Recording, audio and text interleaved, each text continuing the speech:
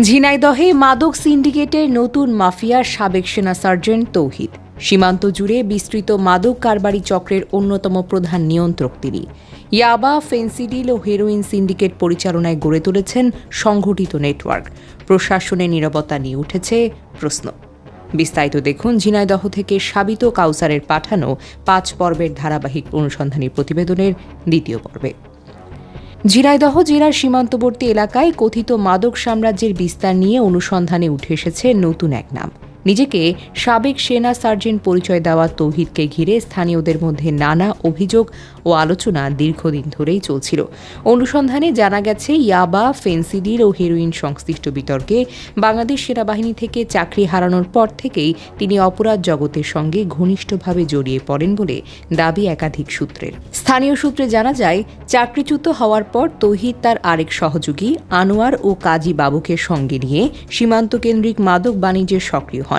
ধীরে ধীরে ঝিনাইদহ, যশোর, চুয়াডাঙ্গা জুড়ে বিস্তৃত একটি সরবরাহ চক্র গড়ে ওঠে বলে অভিযোগ রয়েছে।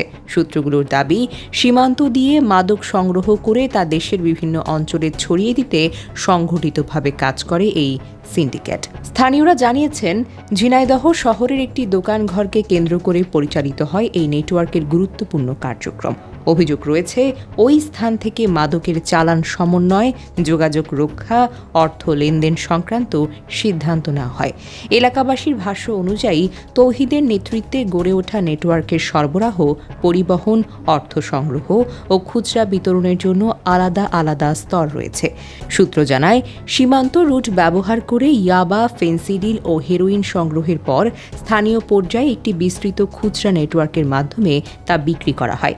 দীর্ঘদিন ধরে এই কার্যক্রম চলতে থাকায় তরুণ সমাজ মারাত্মকভাবে ক্ষতিগ্রস্ত হচ্ছে বলে অভিযোগ উঠেছে স্থানীয়দের কাছ থেকে। একাধিক সূত্রের ভাষ্য অনুযায়ী তৌহিদ তার সাময়িক পটভূমি ও যোগাযোগকে কাজে লাগিয়ে পরিবহন ব্যবস্থাপনা, নিরাপত্তা ও গোপন যোগাযোগে বিশেষ কৌশল ব্যবহার করেন। ফলে আইনশৃঙ্খলা বাহিনীর নজর এড়িয়ে চলা তার জন্য সহজ হয়ে ওঠে বলে স্থানীয়দের ধারণা।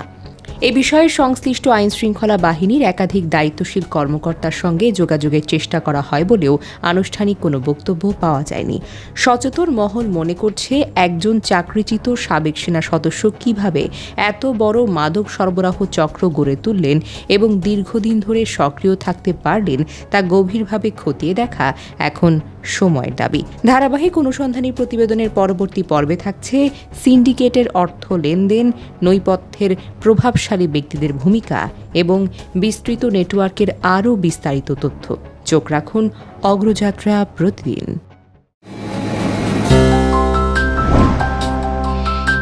অগ্রযাত্রা প্রতিদিন,